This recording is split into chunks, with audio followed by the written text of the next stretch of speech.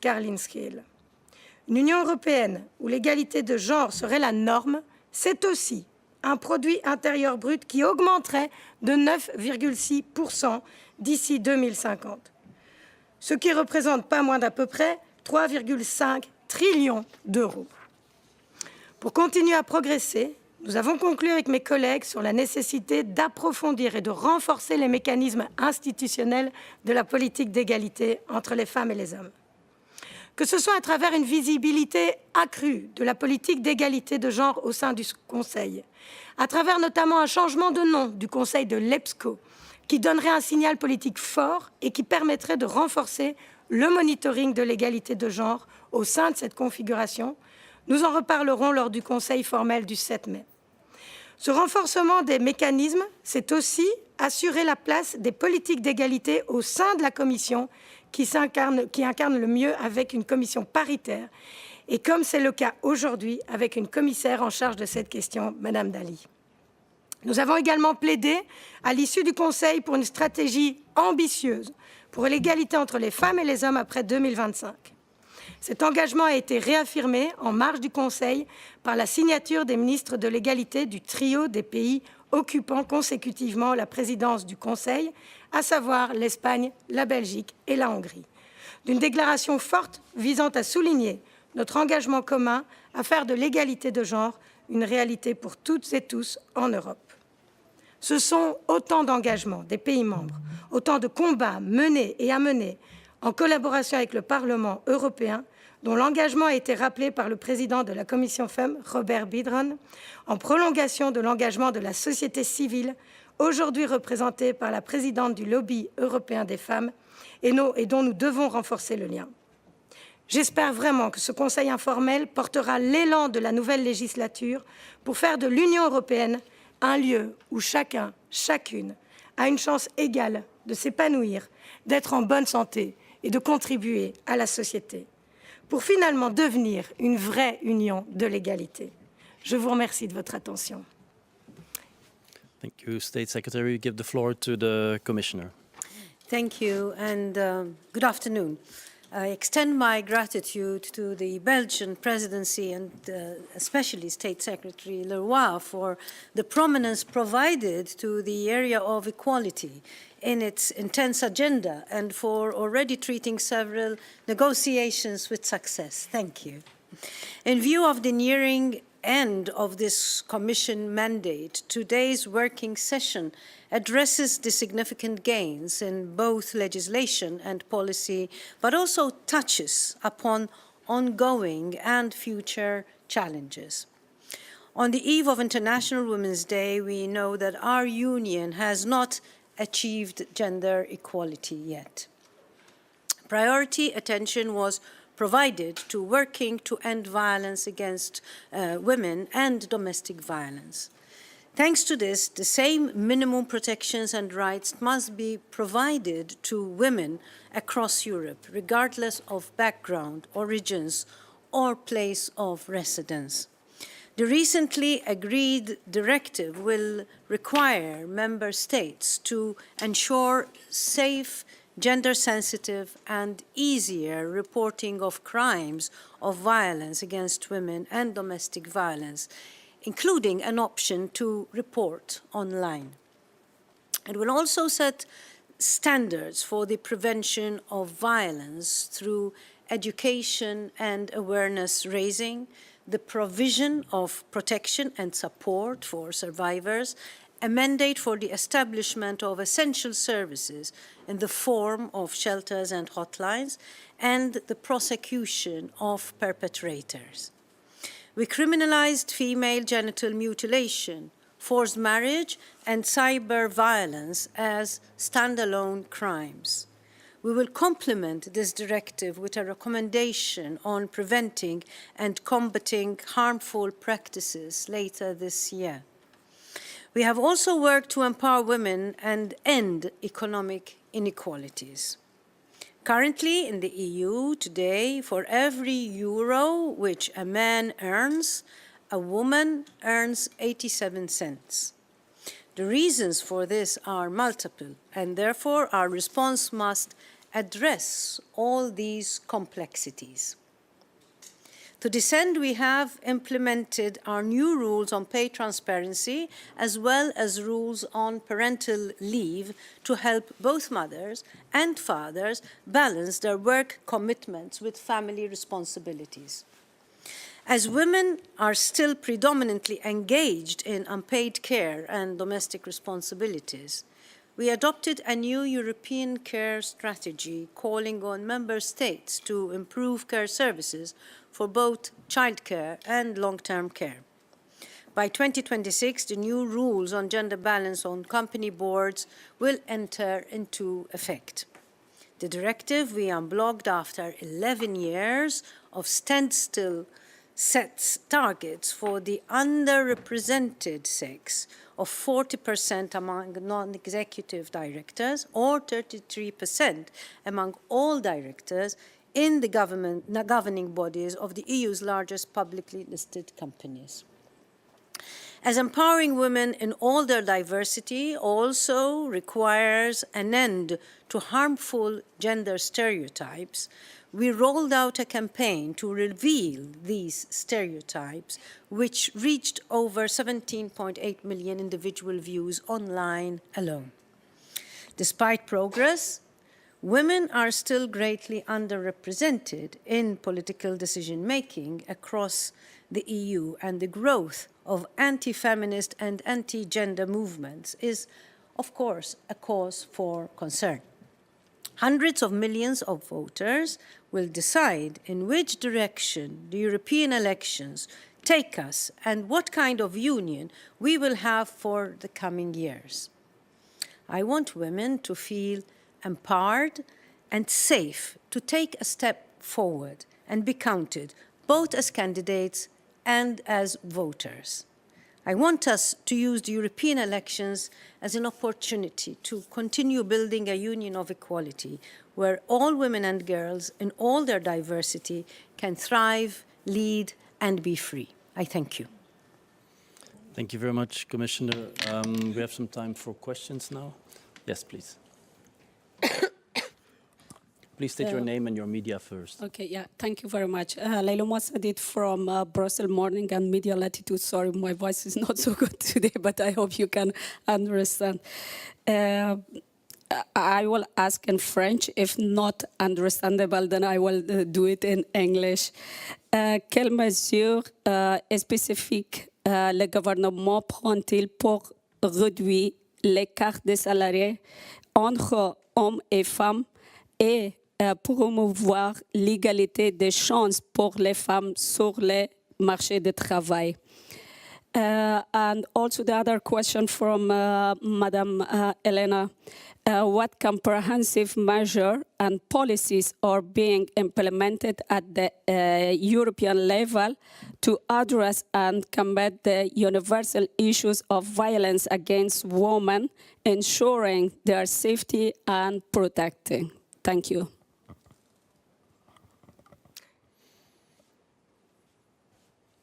Ok, je commence. Ok. Merci beaucoup pour la question. Pas de problème pour la voix cassée. Moi, c'est tous les jours, donc je comprends tout à fait. Pas de problème. Donc, sur la question, vous parlez de la situation en Belgique ? Ok. Alors, je me permettrai juste de faire la distinction, puisqu'aujourd'hui, je prends la parole au nom de la présidence de l'Union européenne dans le cadre de la présidence. Mais en tout cas, ce qui est sûr, c'est que l'importance et l'intérêt de ces directives, telles qu'elles sont prises ou déterminées, par exemple, la directive sur l'écart salarial, ça inspire, ça aide et ça donne une impulsion très importante pour l'ensemble des États membres. Et donc, c'est tout l'intérêt de pouvoir le faire, de pouvoir travailler collectivement. Et je dirais que dans ces 2 journées où j'ai pu rencontrer mes collègues, c'est aussi inspirant de voir comment on peut transposer une directive directement dans son État, dans son gouvernement. Et si je dois prendre l'exemple que vous mentionniez sur l'écart salarial, par exemple, c'est une opération qui est en cours en Belgique, puisque nous avons commencé à transposer cette directive. Elle est un peu parce que les institutions sont parfois plus complexes. Elle est un peu complexe à transposer puisqu'il s'agit de plusieurs ministres qui doivent ensemble pouvoir collaborer pour mener cette transposition entre les différentes compétences des ministres. Mais c'est ce qui nous inspire cette directive, de pouvoir faire en sorte. Je donne juste un exemple, le fait de pouvoir mieux cerner, connaître les rémunérations moyens, la moyenne de rémunération dans une entreprise, forcément, ça aide de manière significative l'ensemble des travailleuses à questionner, rappeler, revendiquer, par exemple, un revenu. Et donc, pour nous, ça nous est très utile. Pour transposer les directives, oula, il y a toujours du challenge pour transposer ces directives parce que c'est l'intérêt de pouvoir collaborer avec l'ensemble des collègues européens, c'est que en fait, en fonction de nos configurations, aujourd'hui, j'ai pu rencontrer mes collègues avec qui nous avons très concrètement parlé de comment on peut transposer telle directive, comment on pourrait mettre en place, penser à de prochaines directives, en se disant, mais comment dans les réalités de nos États spécifiques, certains ont des représentations des entités fédérées, certains ont plus de complexité à gérer ce genre de fonctionnement d'un État, mais c'est ça tout l'intérêt, c'est qu'effectivement c'est beaucoup de challenges, mais ça nécessite aussi un élan qui vient de l'Europe et qui permet aussi entre entités fédérées, par exemple de la Belgique, de dire bah, mettons-nous autour de la table, parce que on peut aussi se dire que si l'ensemble des États membres, des 27 États membres, ont réussi à se mettre autour d'une table pour en discuter, peut-être qu'on peut aussi nous faire le travail suivant qui consiste à la transposition concrète dans notre État. Okay, can you repeat the question because you switched languages and I didn't quite get the question. I know it's on violence against women, but yeah, it was about violence against women. Let me go. What comprehensive measure and policy are being implemented at the European level to address and combat the universal issues of violence against women, ensuring their safety and protection? okay, so this was the reason why we presented this directive, because it will set standards. This is a problem. I've been working in this area for over 30 years, and what I can say is that the number of women in these situations never decreased. So really, we have to be very strong on this area of policy and have our own directive, which at least will set a standard for the prevention of violence, which is of the essence, because that is what we need to do to prevent. I must congratulate Belgium on your setup. I had the opportunity to visit the setup in Belgium, where it all is connected, where a woman goes and she has been violated and she can find all the services in one place. And I use Belgium as an example, as a model on how, of course, it's not perfect, but it is very good, and we should have more of these centers across Europe, I would say. So we have to establish these essential services. We have to provide for protection and support for survivors, but essentially we need to educate. We need to educate and raise awareness and teach little children in schools that violence is never an option. So there's a lot that we have to do, not least for the fact that many people have been working in this area, but we all know in all member states what the situation with regards to violence against women and girls is. So we really, really need to pull up our socks on this matter, and that is one of the reasons why we came out with the directive. Should I ask some question about Follow-up? 8th of March? Sorry. Yeah. I'm from Afghanistan, but 8th of March is arriving very soon, and it's more than 2 years. The woman is not, let's say, existing in the society in Afghanistan. the violence against women and all the things that happen in Afghanistan, it is unacceptable.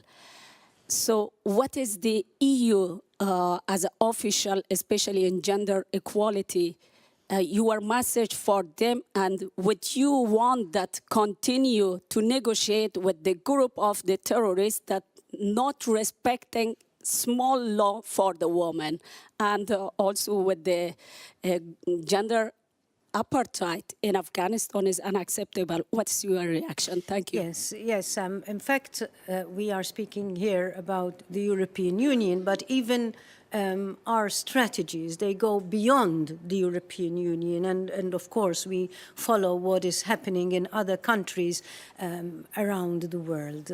And our message is that, of course, these realities are not acceptable, that we must look at every person as a human being, not as a woman or a man or a person with a disability or a person coming from an ethnic minority.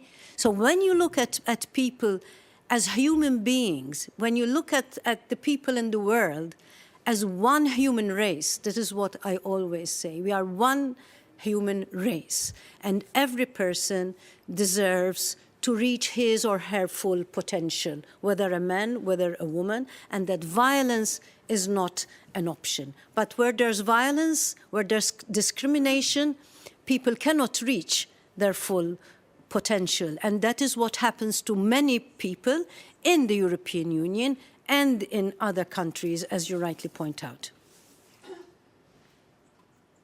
Some more questions? Yes, please. Thanks for the brief. I've got a question for one of you, each of you, sorry. Mrs. Minister, you mentioned the AI and the bias. There is a problem when it comes to whatever is it, blockchain, or is it, deep fake or pornography, what you said. I'd like to know what kind of maybe incentive are you going to implement through the European Union to maybe encourage more women and more young ladies and youngsters to get enrolled? Because so far there's a very tiny minority, only like 2% belonging to that ecosystem, sorry. So is there any, apart from the sanctions and everything, is there any way to encourage to enroll more girls in that digital ecosystem, especially the AI? And for Mrs. Commissioner, we met 2 years ago in France for the French presidency. I had two questions, actually. The first one was about the, that harmonization, was about harmonization of the inclusion card of disability. So where are we now? So what are the steps? And the second question is more related, to, of course, with disability and women, because out of the 84 million of disabled in Europe, I'm not sure if this number is still right, but more than 50% are women. So the gender equity is perfect, unfortunately for that. But most of these women are facing, a double penalty because they are facing more access to job market than the men. The gap, that gender gap is higher than for the valid people. So there is that. And also when it comes also to violence because of their vulnerability. I don't know the figures here in France, in the EU, but in France, it's the HALD who said that, Défenseur des droits, who said that 80% of the disabled women have been experiencing violence, either it is harassment till to the rape. So what are the new measures towards that? Is there a specific angle for the women who are disabled throughout your discussions of this morning? Thank you. Oui. Merci beaucoup pour la question sur l'IA. Donc peut-être dire qu'il y a également une directive en cours de construction sur l'intelligence artificielle. Alors c'est davantage mon collègue en charge de ces compétences-là qui suit pour la présidence belge. Mais en fait, vous avez tout à fait raison sur la question des biais. Enfin, je suis tout à fait d'accord avec vous dans le sens où on constate une évolution. D'abord, c'est un premier enjeu qui est extrêmement rapide. Et donc, en fait, nous, par exemple, en Belgique, on a lancé une étude sur les deep news il y a quelques mois. On sait déjà que l'ampleur du phénomène qu'on a identifié il y a quelques mois a probablement déjà fait un bond énorme en termes de fréquentation d'usagers. Et donc, on sait que la question de la rapidité du développement de ces outils est un enjeu en soi pour des politiques à mener. On sait aussi, grâce à cette étude, qu'une fois de plus, la cible principale et prioritaire de l'IA, quand elle est utilisée à des fins d'utilisation d'images telles deepfake, deep nudes, sans consentement, bien entendu, les cibles prioritaires sont les femmes. Que 99% des deep nudes sont réalisés à partir de photos de femmes. Et donc, on sait qu'il y a là aussi un deuxième enjeu. Donc, ces enjeux vont se croiser. Et puis le troisième, c'est qu'effectivement, on ne connaît pas facilement le système des applications actuelles, fait que l'anonymat, la méconnaissance des auteurs qui commettent pourtant des actes illégaux en ce qui concerne les deep news et les deepfakes ne peuvent être facilement identifiés. Donc pour les poursuites, c'est très compliqué. Et donc, tout ça est effectivement une difficulté, des difficultés qui, en tout cas, aujourd'hui, sont perçues. Et je l'espère vraiment, tout le travail qui pourra être fait au niveau européen autour de l'intelligence artificielle pourra évoluer, parce qu'il est certain qu'étant donné le fonctionnement de cette intelligence artificielle, le fonctionnement de ces applications, c'est pas un État membre qui va s'en sortir seul pour essayer de mettre des garde-fous à ces évolutions qui sont très problématiques. Et une des options, effectivement, et ça a été évoqué pendant la journée, c'est d'aussi faire en sorte que davantage de femmes intègrent ces métiers très spécifiques et ces connaissances très spécifiques. Et ça constitue tout le travail qui doit être fait en amont, dans l'éducation, dans la formation, faire en sorte d'emmener davantage de femmes dans ces métiers d'avenir, puisque ce sont des réalités, ces métiers d'avenir, ces métiers où il n'y a pas encore suffisamment de représentativité féminine. Et donc, on en voit finalement des enjeux conséquents de cette absence de représentation féminine dans les métiers. Donc, c'est clairement des enjeux pas tout à fait nouveaux, mais le phénomène de l'IA et le phénomène que l'on observe aujourd'hui et sa rapidité et son ampleur fait qu'effectivement, il va falloir se pencher sur ces questions-là, je pense, dans les prochaines semaines et les prochains mois. Okay. So thank you for coming to this press conference. I remember you at the press conference during the French presidency, and I remember we were speaking about the disability card, and I'm happy to tell you that there has been an agreement between Council and Parliament on the Council. So now we are waiting for the final steps so that this disability card will become a reality. And I must say this was one of the fastest proposals for a directive which went through. So I'm very happy about that.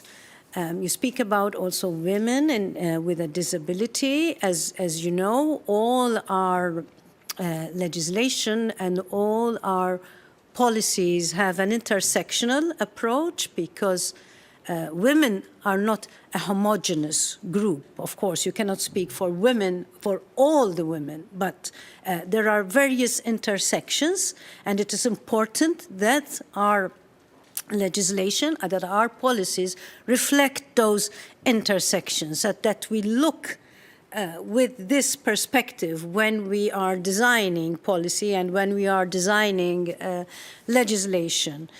The care package, for instance, looks at this reality, and we are speaking about carers, if we are speaking about having persons with disabilities in the community, working in the community, participating in the community, then we will need more carers, for instance. Also, at the places of work, I know of many women and men with a disability who want to be in the labor market, who are qualified to be in the labor market, but as yet the place of work is still not accessible to them. So that is another issue which we are tackling and raising awareness also about. Violence and women with a disability, as you rightly point out, there's a higher rate of women with disabilities as compared to women without a disability who are victims of violence. So even there, when we speak of our directive, when we speak about the rationale, we zoom on the attention we have to give to the particular needs of particular women in different situations. So this intersectional approach, of course, is fundamental in order to help women in situations where they are not only in situations of violence, but the reality is compounded because they also have a disability, or because they come from an ethnic minority, or because of other characteristics which they may have. So we wouldn't be doing a complete job if we put women and speak of women as one homogeneous group, which we are not. So rest assured that in everything that we do, we are looking from this perspective, from the intersectional perspective, in order to reach as many of our citizens as we can. Any more questions? And if not, I'd like to thank the State Secretary and the Commissioner, and that's it for today, and thank you very much.